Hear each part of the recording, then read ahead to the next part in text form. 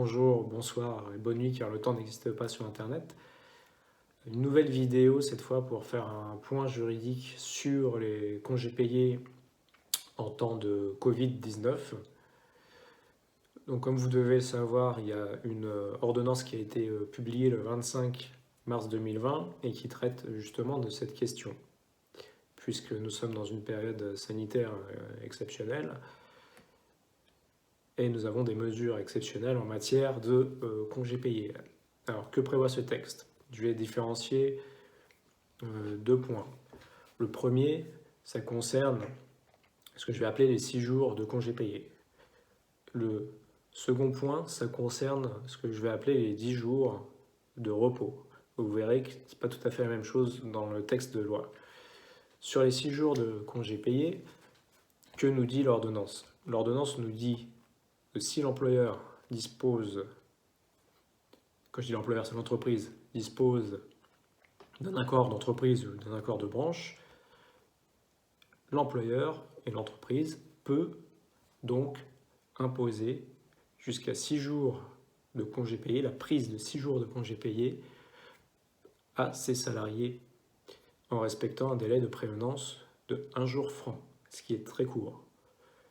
Donc voilà, sur les 6 jours de congés payés, l'employeur qui a un accord d'entreprise, donc ça veut dire qu'en ce moment il y a des négociations qui ont lieu entre l'employeur et les organisations syndicales sur ce point. Une fois que l'employeur a un accord, il peut imposer jusqu'à la prise de 6 jours de congés payés à ses ou son salarié en respectant uniquement un délai de prévenance de 1 jour. Voilà, ça c'est le mécanisme des 6 jours de congés payés. Il y a un autre mécanisme qui est celui des 10 jours de repos. Alors pourquoi on a cette différence dans le texte de l'ordonnance? En fait, les 10 jours de repos renvoient aux jours que vous pouvez avoir suite à l'aménagement de la réduction du temps de travail, donc des jours de RTT, également des jours qui ont un lien avec votre forfait annuel en jours ou votre forfait annuel en heures.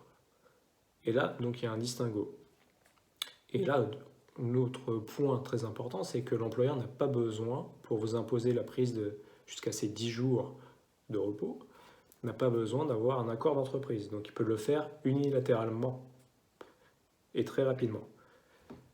Donc j'attire votre attention sur ce point-là, c'est deux mécanismes différents.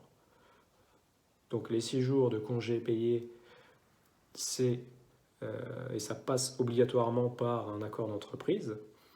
Et les 10 jours de repos que l'employeur peut vous imposer ne nécessitent aucun accord d'entreprise, donc c'est la simple volonté de l'employeur et vous ne pouvez pas vous y opposer. Donc voilà pour ce mécanisme qui est prévu par l'ordonnance du 25 mars dernier. Et un autre point que je voulais voir avec vous, par contre, qui est un peu qui ne relève pas d'une ordonnance ou d'une loi spéciale, c'est le cas des vacances d'été, puisque le Code du travail prévoit donc que les vacances d'été peuvent être posées entre le 1er mai de l'année en cours et le 31 octobre.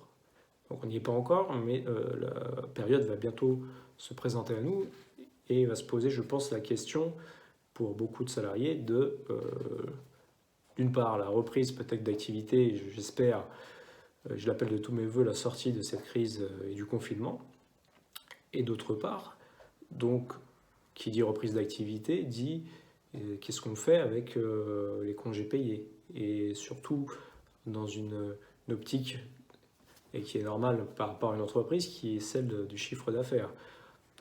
Comprenez que si en temps normal, elle pouvait peut-être se permettre d'avoir moins de salariés en juillet, certains aussi en août, là peut-être que les entreprises vont se dire on va devoir mettre les bouchées doubles en juillet et tout le monde va passer en vacances au mois d'août. C'est une simulation que j'évoque là. Donc pourquoi je parle de ça? Parce que vous avez une disposition du Code du travail qui dit qu'en principe, l'employeur peut modifier les dates de congé d'été que vous avez posées en respectant un délai de prévenance de 1 mois. Par exemple, vous avez dit que vous souhaitiez partir le 1er juillet pour tout le mois de juillet. L'employeur a jusqu'au 1er juin, en principe, pour vous dire ça ne va pas être possible ou on va faire autrement. Bon. la disposition dont je vous parle du Code du travail dit qu'en cas de circonstances exceptionnelles, l'employeur n'a même pas à respecter ce délai de 1 mois. Donc, petite question, là j'ai pas de réponse. Est-ce que le Covid-19 constitue une circonstance exceptionnelle? J'aurais tendance à croire quand même 80% que ça risque d'être le cas. Et deuxième question, c'est qu'est-ce que... Ok, on n'a pas le délai de 1 mois, mais c'est-à-dire quoi? Si on vous prévient 2 jours avant, est-ce que c'est recevable? Est-ce qu'on vous prévient... Si on vous prévient une semaine avant, est-ce que c'est recevable? Donc ça va engendrer des questions et des problèmes concrètement dans la prise de congé donc des salariés.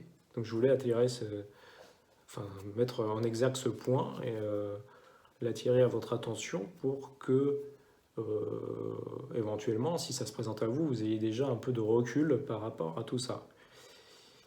Et je tiens à préciser qu'en aucun cas, si vous n'avez pas posé d'ores et déjà vos congés d'été, l'employeur ne peut pas vous imposer de date.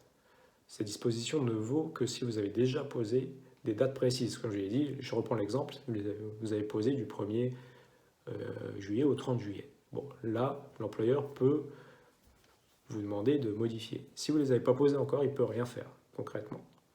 Sachant que vous avez, pour les poser, vous disposez de la période entre le 1er mai et le 31 octobre de la même année. Donc voilà, j'espère que j'ai été clair, que ça aurait été utile pour vous. Si vous avez des questions, n'hésitez pas à les poser dans les commentaires et je ferai une autre vidéo en y répondant. Voilà, je vous souhaite une bonne fin ou bonne suite plutôt de confinement, puisqu'on ne sait pas encore jusqu'à quand ça va durer, mais j'espère que ça va bientôt prendre fin. Prenez soin de vous, de vos proches et faites attention à votre santé. Au revoir.